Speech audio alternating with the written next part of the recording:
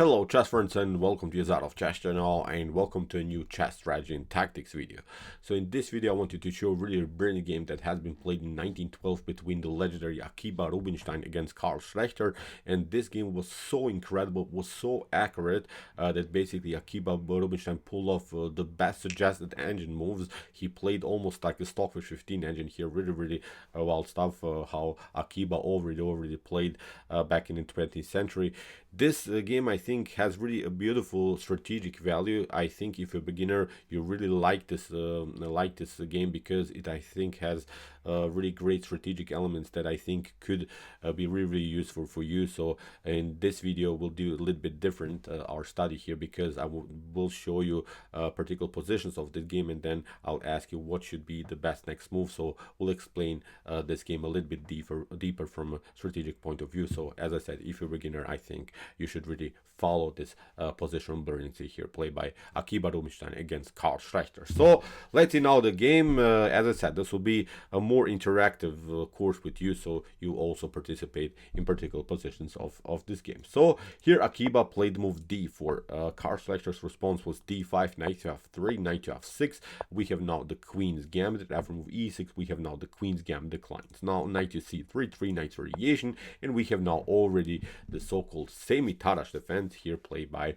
Carl Schlechter. We have c takes d5, the exchange variation. After move knight to d5 and e4, we have now this breakthrough idea. This position has been played many times in chess history. Now after move knight to c3, b takes c3, c takes d4 is the main line, c takes d4, and now after bishop to b4, bishop to d2, still this is now the main line of the semi-tarrasch defense. Now here Carl Schlechter goes into the so-called San Sebastian variation with the move queen to a5, and from this point on our little chess strategy study starts now. From this point on, let's see now what happened, and now you will also participate in this video. So here first of all what Akiba Rubinstein played is to move rook to b1, challenging now of course the bishop. After bishop to d2, queen to d2, and after queen to d2, here is my first question for you. What would you do? Would you take out with the queen, with the king, or would you take out now the queen with your knight? What would you do? So this is now the first question. So,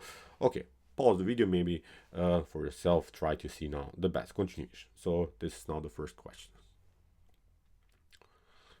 Okay, the best way here actually is to go with the move king to d2, because what we should notice here is that this game is reaching slowly but surely an endgame stage. So this is not a really a complicated middle game. This is now already sort of an endgame stage in which of course you have to use your king very actively. Now the king is not supposed to be something that should be protected. Now the king is very useful in our text, so that's why here we see we have now the move king to d2.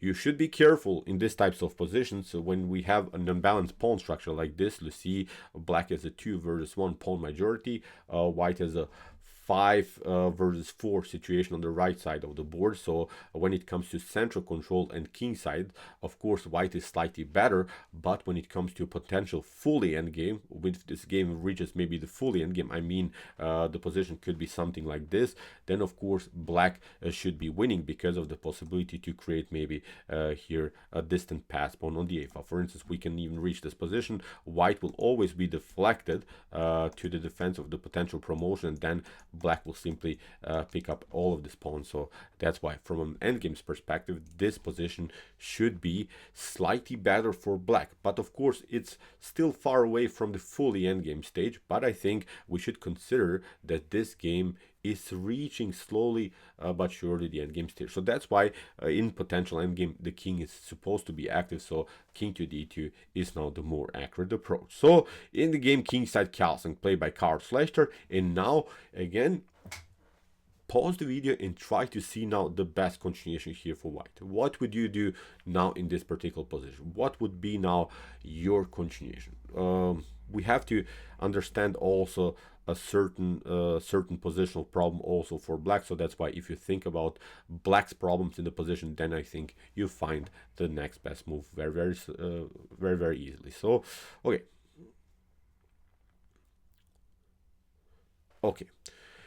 The next best move is actually a prophylactic move, but also it's a provocative move. That's why I've sorted this move really as a provocative slash prophylactic slash provocative move here by white, because this move is bishop to b5, and it's not allowing here black to develop in a good way. Look at this. This is now the most important thing that we have to notice, because if knight to d7 or bishop to d7 happens in some ways, we will simply pick it up, and then we'll pick up also the pawn on b7. For instance, you play bishop to d7, we'll simply take it, takes, and now you lose the pawn. So okay, this is nothing spectacular. I'm not saying you will win this game for sure, but I think this should be good continuation for white. Black simply struggles here to get a draw. The same thing happens, of course, if black first plays the move knight to d7. For instance, if black plays now the move knight to c6, then of course we'll simply play bishop to c6, b takes c6, and now after rook from h to c1, we are continuing the game here from white's perspective with a much healthier pawn structure, and black will have a tough time in order to defend this isolated pawn on c6. So that's why I really love this move bishop to b5. So as I said, it's a prophylactic but also provocative move. It's provocative because black doesn't want to tolerate this bishop on b5. Here Carl Schlechter played the move a6, but he Akiba Rubinstein provoked some weaknesses in the position. You see now, okay, you kicked away the bishop, but now you have dashboard problems. You have c7 weak, b6 weak, a5 weak, c5 weak, d6 weak. All of this dashboard problems is now huge position problem here for black. So now comes another element. Now now my question here in this particular position is, where should we retreat? Where should we retreat? Should we retreat maybe to a4 here? Should we retreat to c4, d3, or e2? Where should we retreat? That's now the next question. So then when we retreat in chess, first of all, what we should consider is a counterattack possible. So when we get attacked, the first thing that you should consider is maybe there a possible counterattack. What I mean about the counterattack is maybe something that we can attack. Maybe we can even consider the move bishop to a6 here as a possibility, which would be at least some kind of an aggressive method. Okay, we considered it, it's not working. Now it's time to retreat. So when there's no counterattack, then it's time to retreat. But where to retreat? Okay, when we retreat with our pieces, then we should retreat on the square that has the maximum activity. So now from this square, there is of course the possibility to stay on this diagonal, which is still, I think, a decent activity, but the downside is of course that black will push the pawn to b5 and will get an extra tempo. So that's why our options are bishop to c4 here, but the same thing happens also with the move b5. Again, black will get an extra tempo. So our other options are now bishop to d3 and bishop to e2. Obviously, the best move is, of course, bishop to d3, because it keeps the bishop very active. On e2, it's not so good. Of course, the bishop is still developed, but nothing gained. With the move e5, maybe we can liberate the long diagonal for the light square bishop. So still, this bishop is much better, of course, on d3 than it is on e2. So as I said, when you get attacked, the first thing that you consider is there maybe a possible counterattack. If there's not, then we should consider a retreatment to a square that has the best activity. So now, of course, it's the move bishop to d3. So now after move bishop to d3, we have now here rook to d8, and now comes another principled move here by Akiba Rubinstein. Again, try to see now here the best continuation for white. What would you do now in this particular position? So what would you do? Here, I've sorted off already the pieces that have already played. So now there is time for another principle in chess. Okay. Now we have a principle that you should include all of your pieces into the game. You cannot just play with all of these pieces that I've sorted out here so far. Now the other pieces have to be included for sure. So the only piece that hasn't participated so far in the game is, of course, the rook from on h1. So that's why Akiba Rubinstein played from rook from h to c1. So you see, he includes now all of these pieces on beautiful squares, and he has now a brilliant activity all of the pieces of blacks, look at this, they are still on the starting rank. Akiba Rubinstein simply occupied all of this important squares, now all of the board, and here black is already huge positional problems in the game. So here after move b5 that Akiba here Carl Schlechter played. Now we have another question here for you. Again, what would you do here from white's perspective? What would you do here in this particular position? Because when we have developed all of our pieces, so as I said, we have included now all of our pieces into the game, we ask ourselves the question, do our pieces have the maximum activity? So that's the question here. Do all of our pieces, the rook on b1, the rook on c1, the bishop on d3, the knight on f3, the king on d2 even should be considered here as a piece. Now we start to ask ourselves the question, do our pieces have really the maximum activity? What I mean about this, are these pieces really on optimal squares? What would you think? Are our pieces really here on the best optimum squares here? Okay. Okay, obviously the question, the answer to the question is no. Still there is room for improvement of our pieces. So that's why Akiba Rubinstein played on the principle of the maximum activity of the pieces. So that's why he played first the move rook to c7. So although the pieces have played so far, now he's including them in a better way. So after move here knight to d7, let's improve another piece now. Let's try now improvement on another piece. What would you do now in the continuation of the game? Which piece can be improved further? Okay, the next best piece that can be improved, of course, is to move rook to c1 or maybe even king to e3. I'm not seeing other improvements of the minor piece. Of course, knight to g5 is an option, but probably you'll get kicked away. Rook to c1, in my opinion, is slightly risky because you allow your opponent maybe here to push the pawn on b4 and then afterwards to a5, and then maybe the bishop can get out with the move bishop to a6. So that's why the correct move, and Akiba Rubinstein plays here, as I said, like the Stockfish engine, he plays now the move king to e3. But you see, when you apply the basic principles in chess, you don't have to even calculate so much the position. You just play on the maximum activity. Look at this. Now the king has improved its activity. The rook has improved its activity on c7. The bishop on d3 was in a good square anyway. And now the only next piece that needs to be improved is, of course, the knight. So that's why from knight to f6 that here Carl Schlechter played, we have now the move knight to e5. So look at this. Here you see slowly but surely Akiba Rubinstein is building sort of a spider web here around black's pieces. In every move he's getting a better position, so this is the way to go. I'm showing this example because many of us have, I think, reached a decent position in chess, but never knew what to do then in the continuation of the game. This is a perfect example. Look at this.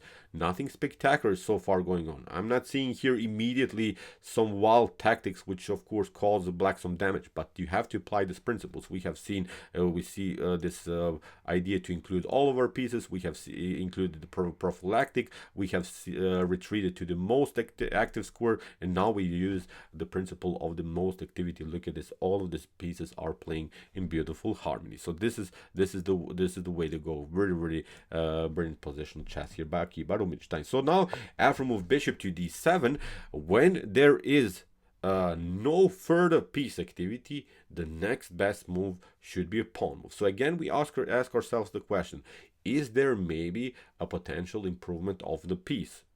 First, we ask ourselves the question. If there's not, then we push the pawn. Then it's time to start to push the pawn. So maybe, again, just for fun, pause the video and try to see now again the best continuation here for white. What would you do now in this particular position? So as I said, we ask ourselves the question, is there maybe a better activity of the piece? If there's not, then we start to push some pawns. Okay.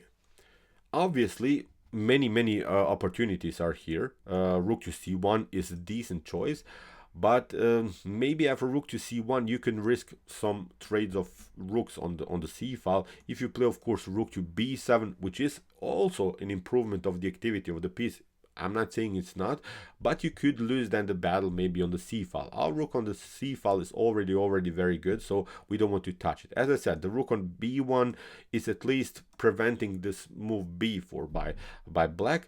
So knight on e5 is perfect. Bishop on d3 can be maybe improved to e2, maybe, I don't know, but it doesn't have to be improved. So that's why obviously when there is no improvement of the minor piece, we should just push the pawn here on g4 and see now Akiba Rubinstein plays on this idea. He pushes now simply the pawn further. So after move h6, he continues now because all of his pieces, as we said, are on brilliant squares. So we have now here the move bishop to e8 by Carl Schlechter. He is protecting now the pawn on f7 too. We have g5, h takes g5, f takes g5, and now knight to h7. We have h4, and now rook to c8. Then again, there is now this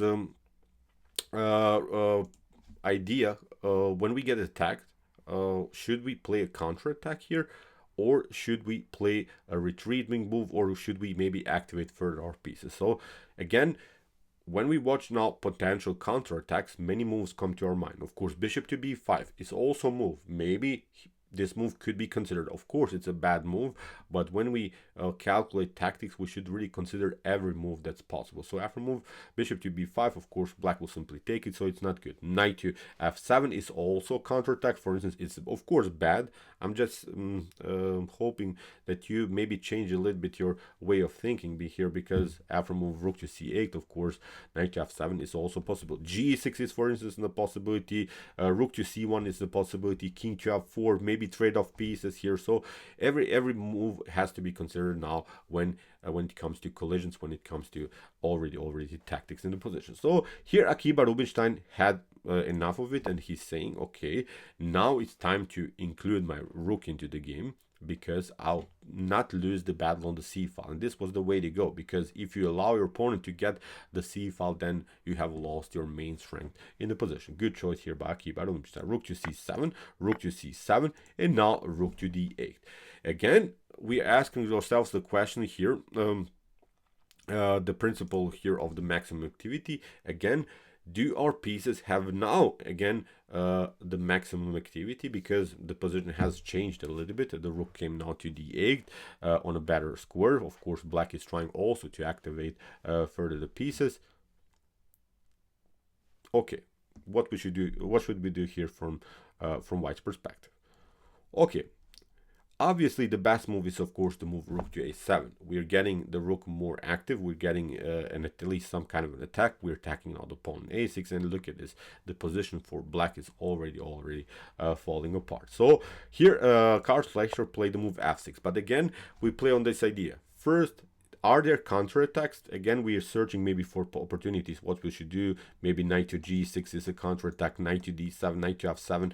These are bad moves. Again, I'm pointing out these are bad moves, but at least we have considered it. At least we search for opportunities to play more active here. So that's why here after move f6, there's no good move for the knight. So that's why we have here g takes f6, g takes f6. Again, we consider, is there maybe a possible way to activate further the pieces? So now the next piece, the next square that has the maximum activity that we have talked about in the beginning is now of course the square g4. From this square there are new opportunities, maybe around the square f6 now, here also around the square h6. So as I said, when we retreat here, like Akiba Rubinstein did, we're searching for the square that has the best activity. That's the principle that we have talked about in the beginning. So for instance, many of us would retreat to an f3. This is not good, because you lost basically the whole activity now of your knight. Now the knight cannot be activated further here on this beautiful square g5. So that's why knight to g4. From this square we have opportunities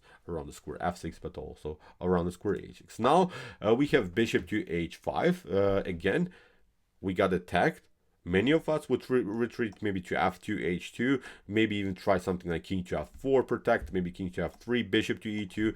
All these moves are passive moves. Again, we're searching for the next best active move, which is of course, then maybe you can pause the video and try to see now again the best continuation here for white. Maybe these examples are a little bit easy, but as I said, this is a beginner's video. Maybe if you're starting in chess, this could be useful for you. Okay, Again, when we get attacked, we get the knight on the most active square on h6. It comes with the check.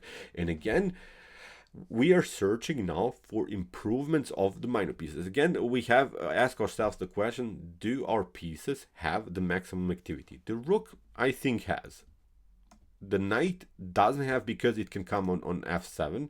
The king doesn't have because it can still maybe get to f4. And also the bishop is good there on d3, but maybe it can be activated. So again, maybe pause the video and try to see now here the best continuation here for white, again using the principle of the maximum activity. So which piece can be improved and it can get a better activity now in the continuation of the game.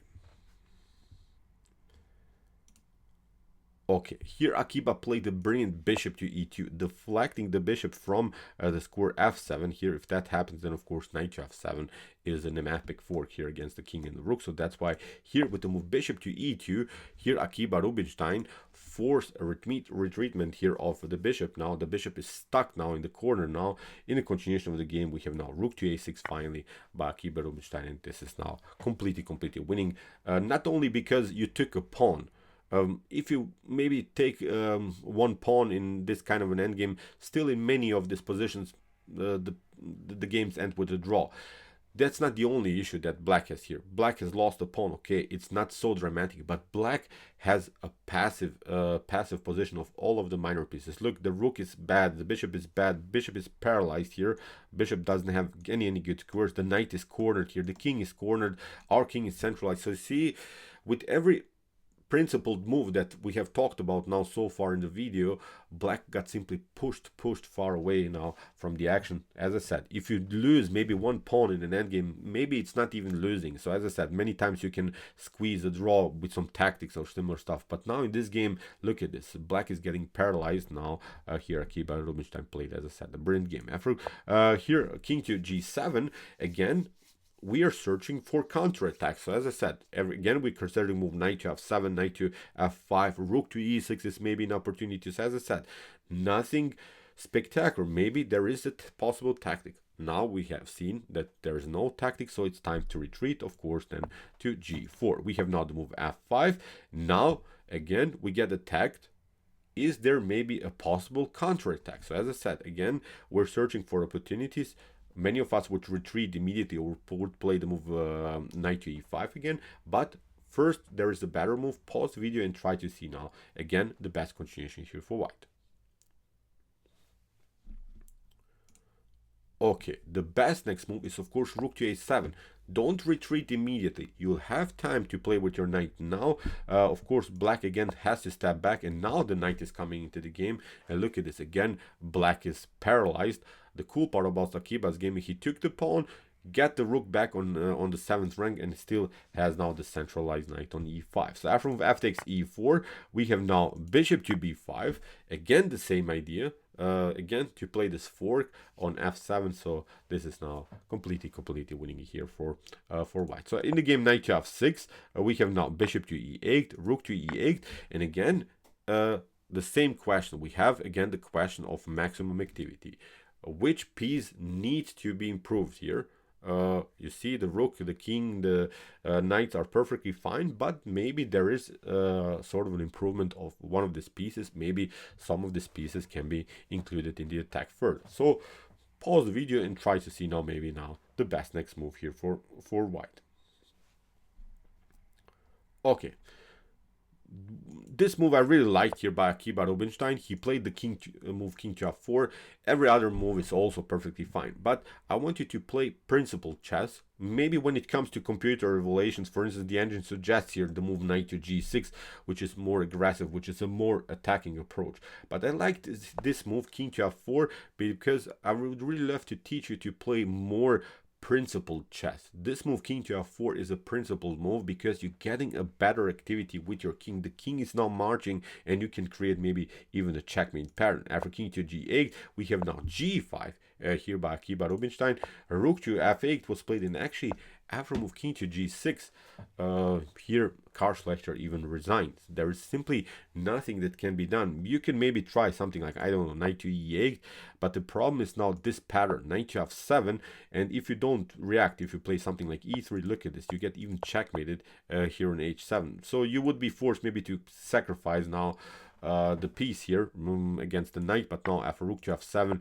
you can start to push the pawn. But actually white doesn't have to even react for this promotion here. White can even deliver checkmate in a different way. Look at this, after something like e2 we have h6. Now you can play maybe knight to f6, rook to f6, you promote to queen, but now after h7, rook to f8, white is checkmating black here in a beautiful pattern. So as I said, this was the game after king to g6. Carl Schlechter resigned.